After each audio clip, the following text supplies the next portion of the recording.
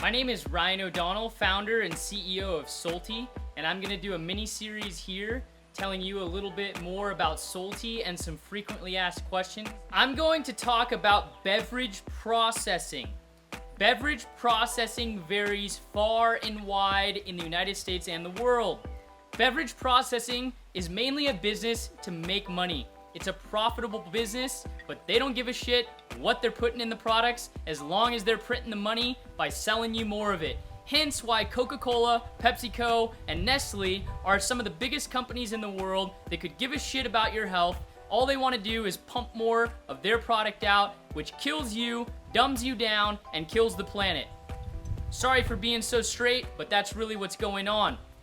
Beverage processing. There's only a few people in the United States that actually know how to make beverages on a middle scale or a mass scale. There's probably a handful, 10 or 20. I actually just heard that Body Armor went to one of my friend's manufacturing plants and asked him to make 3 million cases because the other packaging plants can't figure out how to make it. So very few people know how to make beverages at scale. Salty is one of them. You can check out our videos online of our production plant. I walk you through a tour of it. You can come down to San Diego in our tasting room and check it out.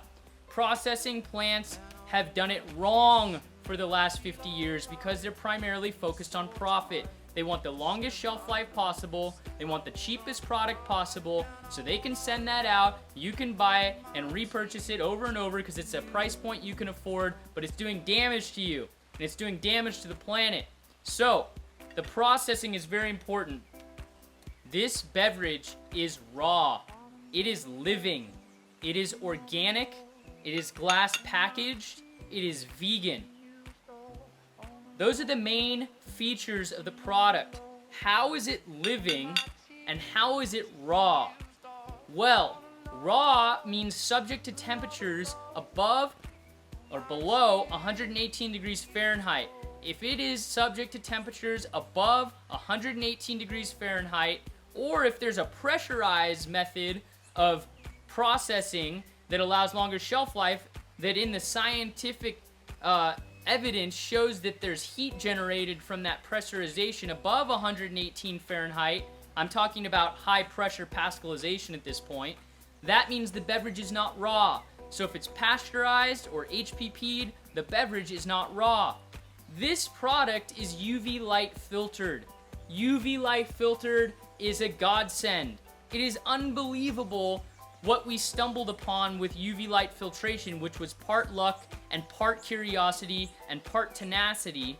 But UV light filtration makes sure the beverage is raw. So what do? We make the liquid in a refrigerated processing room that's FDA approved and it's white glove clean. You could go there any day of the week, take a white glove, put your finger across any of the surfaces, and you're not gonna have any dust. I do it all the time. It's white glove clean. Secondly, the refrigerated room that makes this liquid is 40 degrees Fahrenheit, which keeps it cold. What does that do? Reduces oxidation of the liquid and keeps it fresher for longer. After the liquid is made, it's fresh, it's raw, it's straight from the plants. We then mix it up and we send it through the UV machine. The UV machine is something that we invented and patented. We invented for exotic juice. We didn't invent UV machines. We invented a UV machine that was able to process exotic juice, and we were the first ones on the market to do it. It had been done in apple cider, it had been done in water, it had not been done in exotic juice on a mid-scale. So, the UV light filter heats the liquid up 4 degrees. It doesn't even heat it up. The only reason it heats it up is because it goes from outside the refrigerated room back to inside the refrigerated room through some pipes that are above 41 degrees Fahrenheit, and so it heats up a little bit. The liquid goes in at 40, comes out at 45 degrees Fahrenheit. Gets cooled back down to 40 degrees as it's in a holding tank in the refrigerated room. That holding tank then goes into another holding tank where it's staged to be bottled. The bottler has a insulated tank, and the tanks in our plant are all refrigerated to 33 degrees Fahrenheit. This gets filled at 35 degrees Fahrenheit. It then gets capped, gets cased, and goes back into a refrigerator out to distribution and is distributed via cold chain. This beverage never goes above 41 degrees Fahrenheit after it's bottled. So that is a living beverage. It's alive. It expires. If you take the cap off and you spill a little bit and you leave it on your counter for a few days, it will mold. Mold is good. That means that it's living. That means it's alive. Have you ever seen the thing where they take the McDonald's burger and sit it on a counter for 10 years and the flies and the ants don't even touch it and it looks petrified and it looks mummified there? That's because it's not alive. It's bad for you. If you put a banana out and you have it sit on the counter, guess what? Insects are going to go eat it because it's alive. It's going to mold. It's going to rot. It's going to go back into the soil, go back into the earth, and reproduce more life. Same with this beverage. When you put it out and you don't refrigerate it, it's going to mold. But guess what happens when you drink it fresh? It gives you life. It gives you vitality. It's a living beverage for us. We're alive. This is alive. It increases your light, increases your biophoton level, increases your vitality and your life and your energy. So this is a living beverage. Cold crafted, light filtered, and glass bottled. Creme de la creme. For you. We did this all for you. We did this for me originally because I wanted to drink the best beverages on the market. But we did it for you in the long run. And that's why we work every day. Every day. How can we improve? How can we make it better? Every day is not how can we make it more profitable? How can we make it cheaper? How can we reduce the cost of the liquid? How can we reduce the cost of the packaging? How can we reduce the cost of this, that, and the other?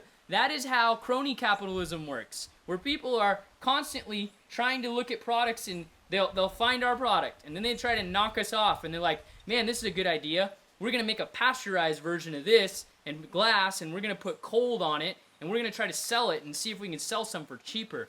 That's crony capitalism. How it should work is we come out with this, some other competitor comes along and is like, man, we're going to make it better by doing this. And then we say, oh my gosh, we should do it better. We're going to come out and do it better and do this. And then we say, and then they say, and it goes up and we evolve and we continue to improve, continuous improvement. That's what our philosophy is. We wish that our competitors would do that so that we can actually continue to evolve. But instead we just compete with ourselves and do it for fun. And we say, how can we make it better? Hence, the first sustainably packaged living shot in the world. The first and only. And there probably won't be any for a long time because we have a process patent on this. So we will license it, but there's not going to be much for a long time. But please, try to compete with us so that we can elevate the game for humanity. But living beverage, this is alive. It's good for you. It's good for the planet. So I'm going to go over some frequently asked questions that we get from consumers on a regular basis. If you have any additional questions, please send them in to our marketing team. You can reach them on Instagram via direct message. You can comment on this video or on our Instagram posts. You can send an email to hello@solty.com. And any questions that you send in, we'd be happy to help. We pride ourselves on transparency, and we believe the future of food and beverage is full transparency with 360-degree awareness of not only the liquid inside the product, but also the packaging, the manufacturing process, and the total ecosystem in which the company really touches.